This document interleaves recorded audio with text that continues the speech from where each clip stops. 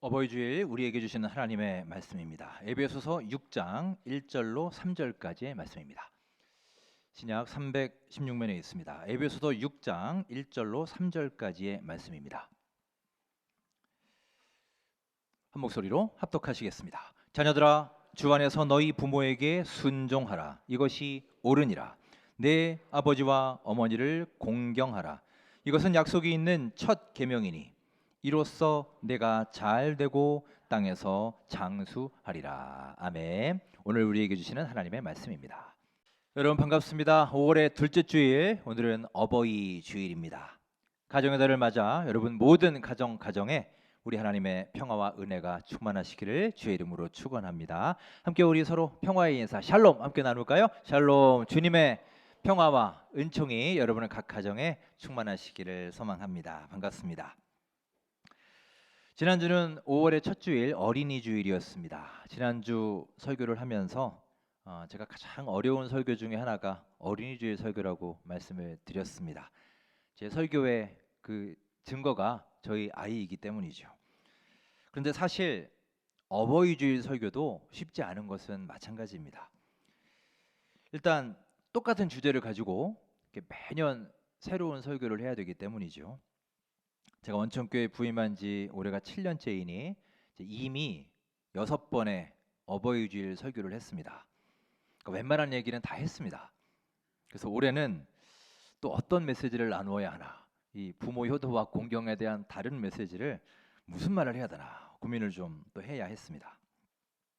또 하나 어려운 점은 저 역시도 부모님께 그리 효도를 했다는 자신감이 없기 때문이기도 합니다. 오늘은 어버이 주일 말씀이니만큼 너무 무겁고 또 심각한 주제보다는 좀 편안하게 우리가 일상에서 접할 수 있는 내용으로 함께 나누어 보고자 합니다. 언젠가 서울여대에서 주최한 사랑의 엽서 공모전이 있었습니다. 거기에서 대상을 받은 글이 있는데 이 어버이 주일에 함께 나누면 참 좋겠다는 생각이 들어서 함께 나누고 소개해 드리고자 합니다. 함께 여러분 보시기 바랍니다. 나에게 티끌 하나 주지 않은 거린들이 내게 손을 내밀 때면 불쌍하다고 생각했습니다. 그러나 나에게 전부를 준 어머니가 불쌍하다고 생각해 본 적은 없습니다. 나한테 밥 한 번 사준 친구들과 선배들은 고마웠습니다. 답례하고 싶어서 불러냅니다. 그러나 날 위해 밥을 짓고 밤늦게까지 기다리는 어머니께 감사하다고 생각해 본 적은 없습니다. 실제로 존재하지도 않는 드라마 속 배우들 가정사에 그들을 대신해 눈물을 흘렸습니다. 그러나 일상에 지치고 힘든 어머니를 위해 진심으로 눈물을 흘려본 적이 없습니다. 골방에 누워 아파하던 어머니 걱정은 제대로 한 번도 해본 적이 없습니다. 친구와 애인에게는 사소한 잘못 하나에도 미안하다고 사과하고 용서를 구했습니다. 그러나 어머니에게는 잘못은 셀 수도 없이 많아도 용서를 구하지 않았습니다. 죄송합니다. 죄송합니다. 이 글이 대상작이었습니다. 이 글을 읽으면서 저 역시도 부모님께 참 죄송한 마음이 들었습니다. 우리 교회에도 어르신들이 참 많이 계십니다. 해마다 또 교회 어르신들을 모시고 야유회를 가죠. 이번 주일에도 갈 예정입니다. 가서 사진도 찍고 또 대화도 하고 추억도 많이 만들지만 정작 저희 어머니와 함께 여행을 가거나 나들이를 가거나 야유회를 가거나 한 기억이 꽤 오래된 것 같습니다. 요즘 바쁘다는 핑계로 가장 가까운 분과 또 가까워야 할 분과 오히려 시간을 많이 갖지 못했습니다. 그래서 사실 오늘 말씀을 준비하면서도 마음이 참 무겁기도 합니다. 자, 오늘 어버이 주일을 맞이하여 이 땅의 모든 부모님들께 하나님의 크신 은총이 함께 하시기를 간절히 소망합니다. 사람은 아주 놀라울 정도로 익숙한 것을 우리의 기억으로부터 쉽게 잊어버리곤 합니다. 우리가 매일매일 공기를 마시면서 살지만 이 공기의 소중함을 느끼지 못하며 살죠. 또 지금도 우리 모두 한 명도 빼지 않고 계속해서 숨을 쉬고 있지만 이 자유롭게 호흡할 수 있는 것이 얼마나 소중한 것인지를 잘 인식하지 못한 채 삽니다. 하지만 여러분, 우리가 불과 몇 년 전 코로나 때 많이 보지 않았습니까? 기관지나 폐에 이상이 생겼을 때, 그래서 숨 쉬는 것이 버겁고 헐떡헐떡 거릴 때, 이 숨 쉬는 것이 얼마나 큰 축복인지를 그제서야 깨닫게 되지요. 이렇듯 우리는 익숙한 것, 흔한 것들에 대해서 그 가치를 잊어버리고 살 때가 너무나 많습니다. 우리 부모님의 사랑도 마찬가지 아닐까요? 우리와 너무나 가까이 있기 때문에, 내가 너무 친숙하고 그에 익숙하기 때문에 그 귀중함과 가치를 자주 잊어버리고 살게 되는 것 같습니다. 여러분, 혹시 우리도 이런 익숙함에 속아서 진정으로 소중한 것을 잊어버린 채 하루하루 살고 있지는 않으십니까? 오늘 어버이 주일을 맞아서 이렇게 익숙함으로 인해 무덤덤해진 우리들 부모님의 사랑과 은혜를 다시 한번 되새기는 좋은 기회로 삼으시기를 간절히 소망합니다. 자, 오늘 함께 하신 이 에베소서 본문은 이 땅의 모든 자녀들에게 주시는 하나님의 명령임과 동시에 또한 우리를 향한 축복의 약속이기도 합니다. 자, 오늘 본문 1절, 2절 말씀을 함께 읽으며 그 내용을 살펴보겠습니다. 자, 1절, 2절 읽겠습니다. 자녀들아, 주 안에서 너희 부모에게 순종하라. 이것이 옳으니라. 내 아버지와 어머니를 공경하라. 이것은 약속이 있는 첫 계명이니. 아멘. 사도 바울이 특별히 가정에 대해서 강조하는 가운데 자녀들을 대상으로 해서 하는 말씀이에요. 그래서 제일 처음에 자녀들아라고 부르고 있죠. 지금부터 하는 말의 대상을 구체적으로 밝히고 있습니다. 자녀들아. 먼저 그는 자녀들아 부른 후에 주 안에서 부모에게 순종하라라고 말하고 있습니다.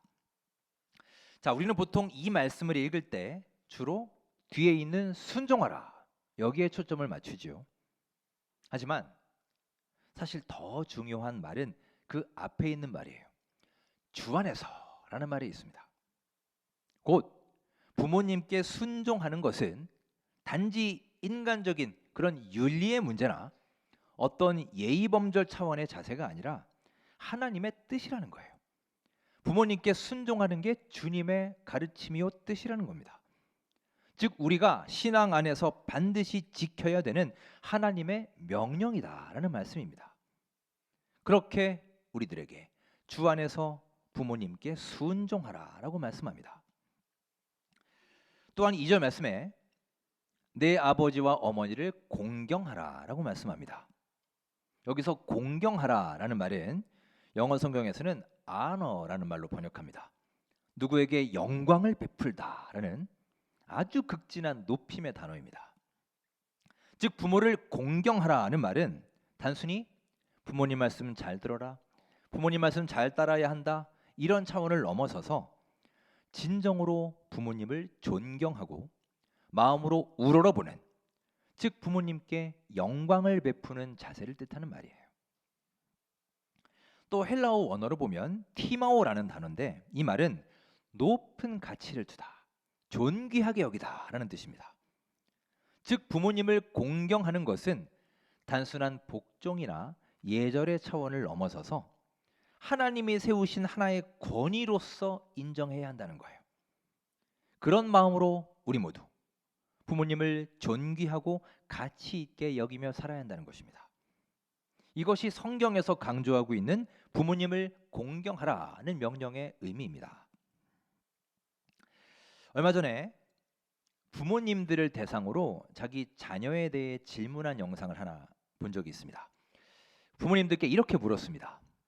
그동안 당신의 자녀에게 들었던 가장 상처받은 말은 무엇입니까? 해서 베스트 7인가를 뽑았어요. 그러니까 좋은 말도 많이 있겠지만 이번에는 특별히 제일 상처받은 말을 물었습니다. 여러분도 아마 사랑하는 자녀들이지만 그래도 그들의 말에 상처받은 적이 한두 번쯤은 있지 않으신가요? 없으신가요?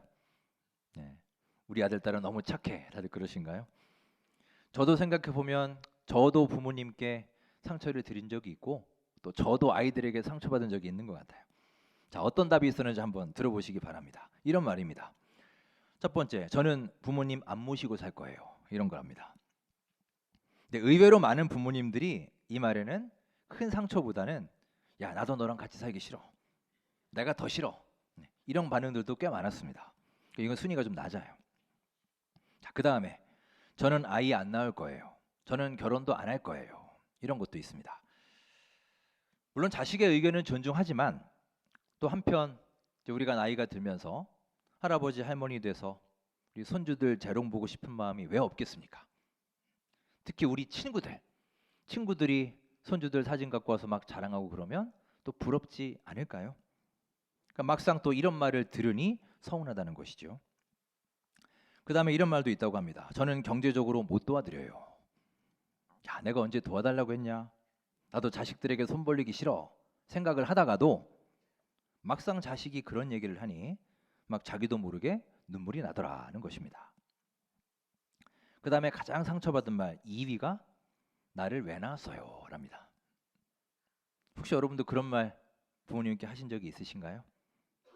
아니면 자녀에게 들어보신 적이 있으신가요?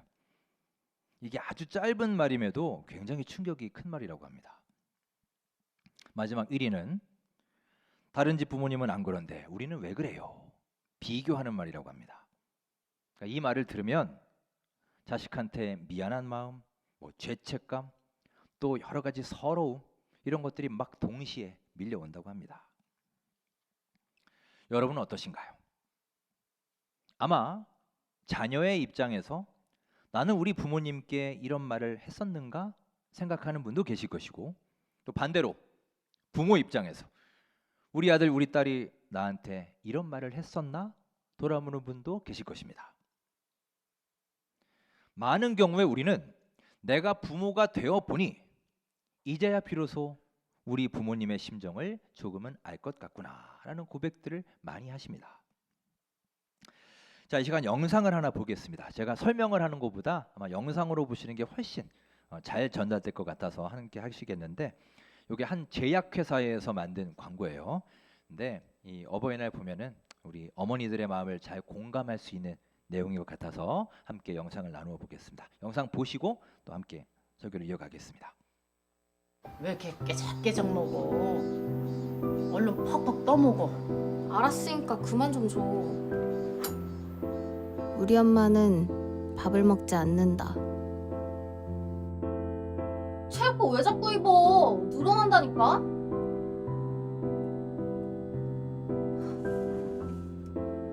우리 엄마는 옷을 사지 않는다.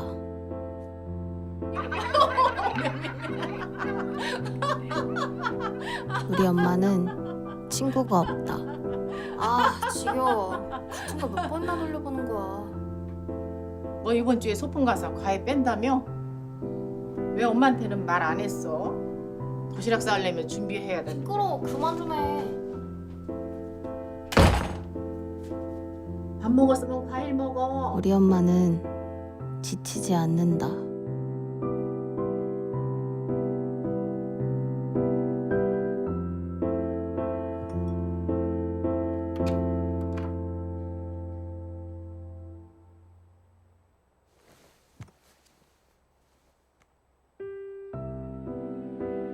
하지만 우리 엄마는 거짓말쟁이다.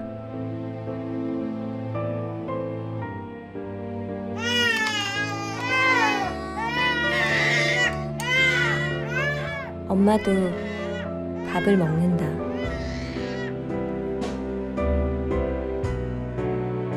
엄마도 옷을 산다.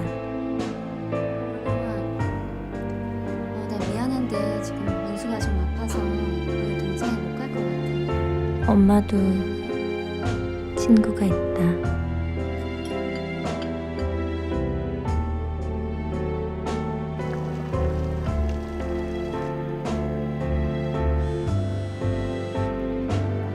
엄마도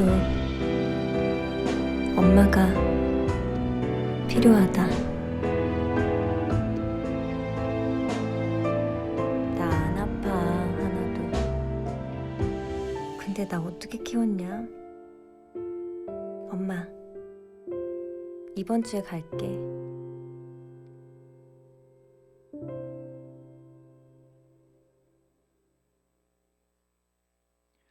예, 저 영상의 제목이 엄마는 거짓말쟁이에요. 여러분, 제약회사 광고라 중간에 좀 특정 약이 등장을 하죠. 그건 좀 양해해 주시고요. 영상의 마지막 즈음에 엄마가 된다는 건 엄마의 거짓말을 이해하게 된다는 것이다. 저는 이 말이 참 가슴에 와닿습니다. 그래서 우리는 어렸을 때 우리 엄마는 아프지도 않는 것 같고 모르는 것도 없고 못하는 것도 없는 존재라 생각을 하지요. 부모님이 말하는 건 다 정답이라고 생각하고 부모님은 우리 자녀들의 전부이자 우주와 같은 존재이지 않습니까? 절대적인 존재죠. 하지만 그런 엄마의 거짓말에는 엄청난 헌신과 희생이 담겨 있는 것입니다. 한 청년이 직장에 취직을 해서 처음으로 어머니를 모시고 식사를 하러 갔습니다. 그런데 어머니는 식사하는 내내 자신의 손을 무릎 아래로 감추고 있었습니다. 식사를 다 마치고 계산이 끝난 후에야 이 청년은 자기 어머니의 손등에 화상 자국이 있는 것을 보게 되었습니다. 깜짝 놀라서 물었습니다. 엄마 손이 왜 그래요? 엄마는 막 주저하면서 한사코 말을 안 하려고 했지만 딸이 계속 물어보니 결국 대답합니다. 옛날에 너 어렸을 때 약을 끓이고 있는데 내가 그 옆에 지나가다가 그 펄펄 끓는 약을 엎지를 뻔했지. 그때 엄마가 얼른 손으로 막았잖니. 그때 화상 입은 거야. 병원에 못 가고 그냥 참았더니 손이 이렇게 됐네. 그래도 엄마는 그때 네가 다치지 않아서 정말 다행이다 싶었어. 그 청년은 그날 밤 엄마의 그 손을 떠올리면서 펑펑 울었습니다. 내가 이렇게 건강한 몸으로 살 수 있는 것은 엄마의 그 헌신과 아픔 때문이었구나 깨닫게 되었지요. 여러분, 참으로 이 세상의 수많은 사랑들은 다 조건이 있습니다. 내가 너를 위해 이만큼 베풀어줬으니 너도 나를 위해 뭔가 해주는 게 당연하지. 이렇게 철저한 give and take가 인간관계의 기본 원리처럼 되어 있는 게 우리의 현실이지 않습니까?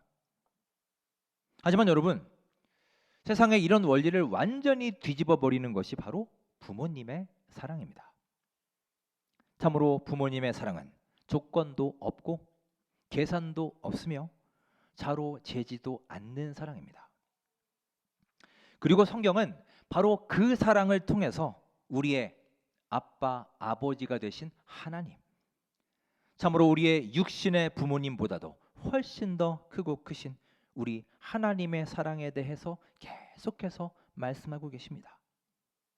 우리를 위해서 때로는 주님을 모른다 부인하고 내 욕심만 먼저 내세우고 주님을 마음속에서 지워버리고 잊고 사는 우리들을 위해서 자신의 목숨까지 기꺼이 버리신 형언할 수 없는 그 사랑이 바로 아버지 되신 하나님의 사랑입니다. 그 크신 하나님의 사랑을 깊이 느끼고 감사하며 우리 역시 우리의 이웃들에게 또 가족들에게 나누고 실천하는 주님의 참된 아들, 딸들이 되시기를 주의 이름으로 축원합니다.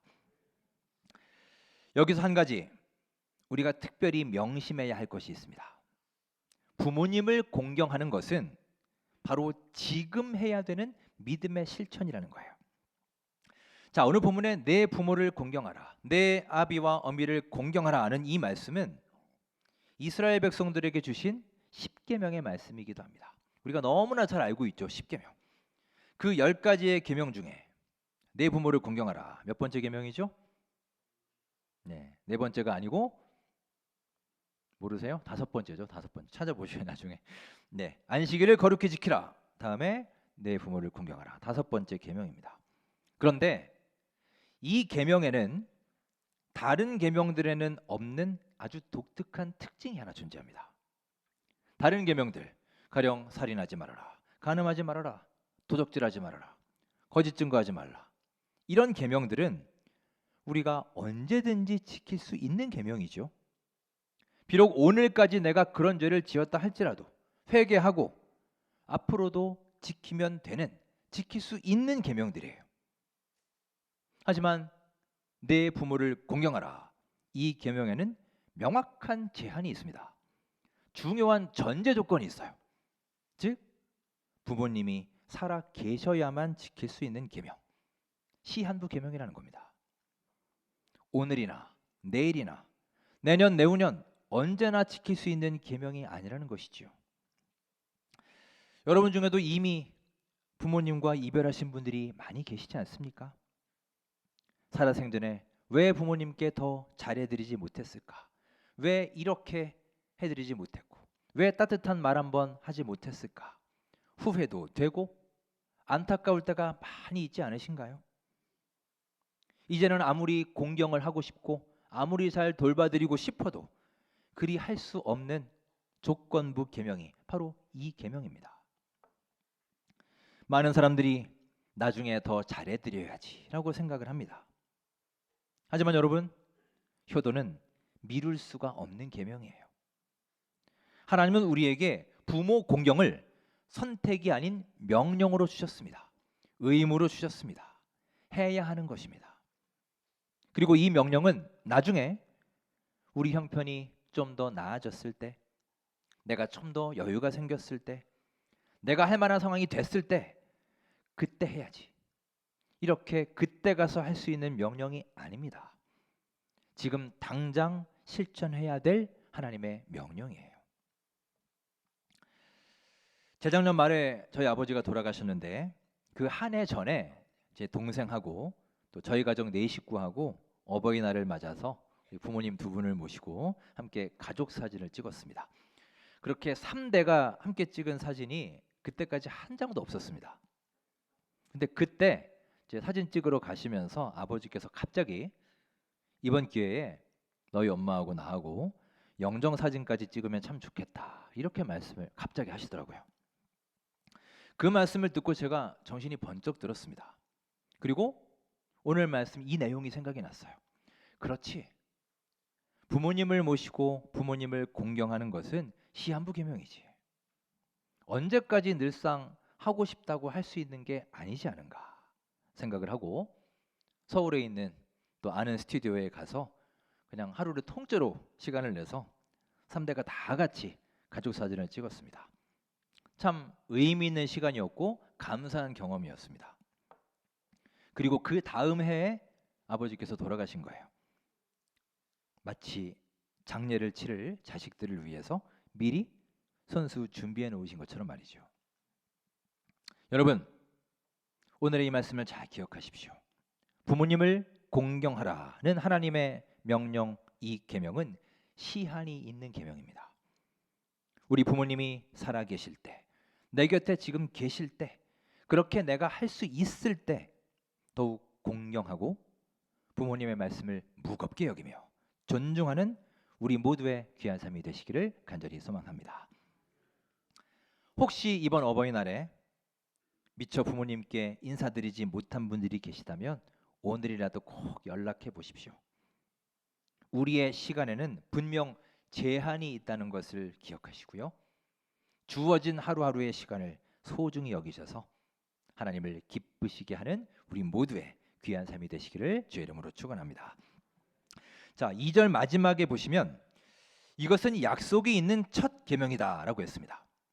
여기서 첫 계명은 바로 앞에 나오는 계명, 내 부모를 공경하라는 말씀일 것이고, 약속이 있다는 것은 그 계명을 지키면 다음과 같은 것을 약속하겠다라는 말씀이에요. 자, 뭘 약속하셨는지 그 약속의 내용이 바로 다음 3절에 나오고 있습니다. 자, 뭘 약속하셨는지 볼까요? 3절 읽겠습니다. 이로써 내가 잘되고 땅에서 장수하리라. 아멘.